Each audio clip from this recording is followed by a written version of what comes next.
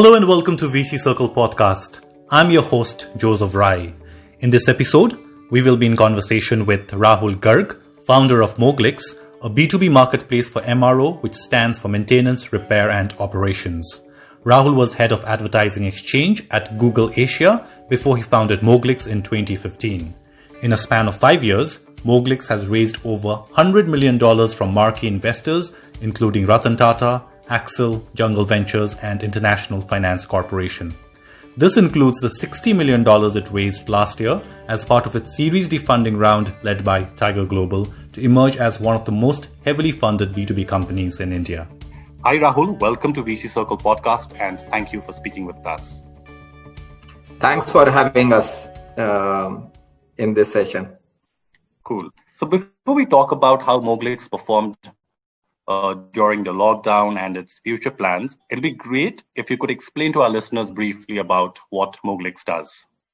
So Moglix, I started with a very simple vision that we wanted to bring the kind of experience today B2C companies are able to offer to their consumers, whether you talk about Flipkart, whether you talk of Amazon, Swiggy, Zomato today, of making sure that they are able to deliver goods in a fast manner, in a reliable manner, with a predictability of supplies. We wanted to bring that to the B2B world. And therefore, Moglix has been, over the last 5 years, a simple mission, providing a convenient, cost-efficient, and a predictable delivery to the entire manufacturing sector of the country, which is one of the largest sector for our economy, close to 20% of our GDP, and has been over the last 4 or 5 decades not have as much technology infusion or digitization as we would like it to, for it to continue to grow and accelerate the economy.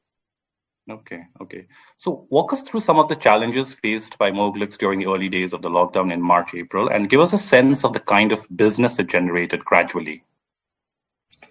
So I think lockdown, due to the sudden nature of how it happened in the country, it was a little bit of a chaos, I would say, for the first 2 months in particular. So starting maybe March 22nd all the way till May end, because many of the manufacturing plants were asked to shut down. If you take auto as a sector, most of the auto companies were shut down for almost till mid-May or after that. And yes, there were sectors where the manufacturing companies were operating, where you take pharma, FMCG, steel, some of those sector companies were working due to the nature, but they were having their own challenges in terms of how do they operate their supply chain, how do they get products procured for their factories, because you needed state-by-state permits to open your warehouses, have the trucks flow in. So I would say there is a lot of supply chain, people-related challenges, as well as cross-state borders, cross-city border kind of challenges then with that one encountered. And to combine with it, I think there was obviously a lot of medical scare, both, I think, one, the scare that was actually there for people, but also the psychological scare it generated among the people. And at Moglix, because we were right in the center of it, I mean, we are pretty much essential for the manufacturing plants who were operating their plants, as well as our own warehouses, our own supply chain, as well as the dimensions of many of the government-related initiatives, whether it is the direct state government, central governments, Air India, the likes of hospitals, NGOs, looking for a lot of medical supplies and PPE, and not having a supply chain set up in the country to be able to serve it. So for us, it was actually the first 3 to 4 months was an extremely busy time, managing a lot of, I would say, variability in supply chain, variability in sourcing, and need for the customer, both from medical and health perspective, plus also the ones operating their manufacturing plant. So it was like chaos and keep running around 24/7. Okay. Has your business reached in a pre-COVID levels? Yeah, so I think we were fortunate because we never fell down much below the pre-COVID levels, and we have been already over the last 3 months above the pre-COVID levels. And the primary change being if you look at it, which you will hear probably in a lot of the e-commerce related companies, that people are still sort of cautious about stepping out and doing the offline shopping. So there is clearly a movement offline to online behavior. Second, due to the nature of the unorganized supply chain and unorganized supply ecosystems, those have been more difficult to operate because they would face a lot more friction point. And therefore, our ability to provide a consistent and predictable service to the customers have increased drastically. So I would say that while the Indian GDP is still sort of just getting to the pre-COVID levels, but the propensity to shift towards online has far exceeded the propensity to buy offline. Okay. So Moglix also added packaging business vertical to serve industrial packaging needs for manufacturing customers, during this time. So tell us about it and how do you see this business growing? See, where Moglix is becoming the de facto, I would say, the operating system, both on procurement and distribution side for the manufacturing organization. Now, what that means is that a manufacturing company which is looking to buy products, they are always looking at Moglix because we are already doing 40 categories of MRO with them. They are continuously looking at how we can provide more and more products coming to them in a seamless manner. And packaging is one of those categories which is obviously requires a little bit of specialization, but it has commonality in terms of supply chain. So it was a natural extension. And then there are many such extensions which is happening continuously at Moglix to go from 40 categories all the way to 60 to 70 categories over the next 6 to 12 months. So we will, in that spirit of becoming the de facto operating system, continue to expand categories and become leaders in each of those categories we expand into. Okay. So a couple of B2B marketplaces, raised venture debt in the past few months, some of them even during the lockdown. Did you see the need for Moglix to resort to such funding during the period? Firstly, we have done venture debt in past. We did it probably 2 years back where we used that as an instrument. We see venture debt as like a somewhat halfway of what you want to do as a company from an equity raise or a debt raise perspective. I think we have grown beyond a scale that we look at debt as an instrument a lot more or equity as an instrument. So we have access to debt lines, we have access to equity lines. So venture debt sort of in that sense is starting to fade away for us. Okay. So Moglix last raised $60 million last year. And what are the factors that will drive your next round of equity fundraise? And what kind of conversations are you having with your existing investors? So there are two things. One, what do you need equity fundraise for? And then it is a function of how much you are burning and so on and so forth, right? So we are a very cash efficient company. We are already in single digit EBITDAs. We have known of companies which struggle to get on a contribution margin level single digit negative, right? So we are already on a path towards becoming a trajectory towards single digit EBITDA and then going towards a profitability. So I think our need for equity fundraise is far lower. We have a lot of involvement as an organization of writing larger checks.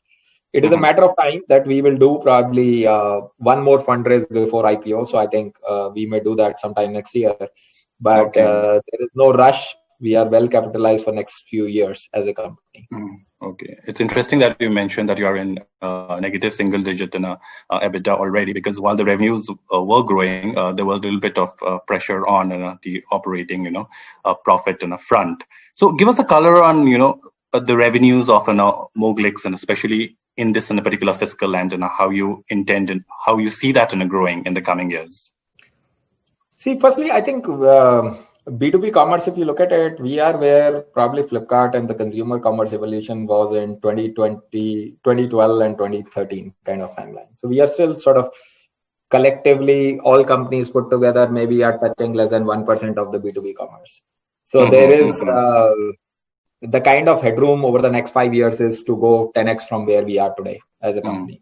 We are continuously looking at triple digit year-on-year growth as a company. That is the target for us. Obviously, we had a 1 quarter hiccup, but still on a run rate basis, we believe we should be hitting the triple digit growth rates. And that is, I think, this is a time where you just keep executing and building towards the future. And that's what we continue to do.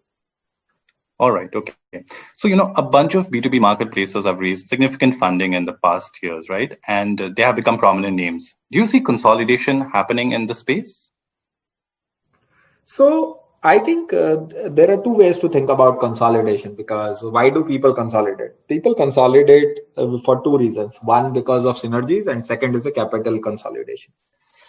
We see B2B, unlike B2C, is very different, because running electronics B2B, it's a different set of buyer, it's a different set of sellers. Running a FMCG, running an industrial B2B marketplace, it's a different seller, different buyer. So the synergies that you get typically in a consumer commerce or consumer businesses of combining companies and therefore unlocking synergies are lower in B2B marketplaces. So then the question becomes, is it a capital consolidation that is happening? Which, if you look at it, I mean, there are multiple theories about why it is a poor strategy for companies, and companies who have gone and done consolidation for the sake of capital consolidation do not generate great outcomes for the investors. So I would believe there will be a couple of very large B2B marketplaces that will be built in the country. And there would not be a reason to consolidate for synergistic reasons. The only consolidation that can happen is a capital consolidation, which also is unlikely given that there is enough capital investors out there in the market, and there is not probably, for the lack of better proxy, but a Reliance kind of a guy who comes and says that I'm going to just have one player in the country doing B2B because I have a few $100 billion of capital. So unless that happens, I don't see that consolidation happening in the B2B marketplaces. There can be smaller consolidations in the sub-segments, which is okay. But I think the broad B2B consolidation does not make sense as compared to B2C. Okay, so are you looking at some acquisitions to add some verticals to your business? We continue to sort of actively look at areas where we feel that there are good entrepreneurs building valuable companies, and they would want to become part of Moglix, both for synergy reasons as well as ability to generate faster and larger scale. So this is an active one. If you guys come across companies that you think could be interesting for us to look at, we would be very, very happy to look at it. Unfortunately, so far we haven't found companies which have really met the bar that we have for companies to acquire, but we'll definitely keep looking. Cool. But what kind of assets are you looking at? So we look at assets across the entire B2B ecosystem. I mean, we think of B2B as an ecosystem of companies, whether it is logistics, financing, what are you building customer segments, what are you building supply segments. So we look at capabilities that a company has, which when put onto a platform like ours, and the distribution strength, capital strength can certainly multiply. We don't want to acquire companies which will not leverage Moglix and therefore grow much faster than they would be able to if they were working independently. Thank you, Rahul, for sharing those insights with us. And thank you all for listening. That's all we have in this edition of VC Circle podcast. Take care and goodbye.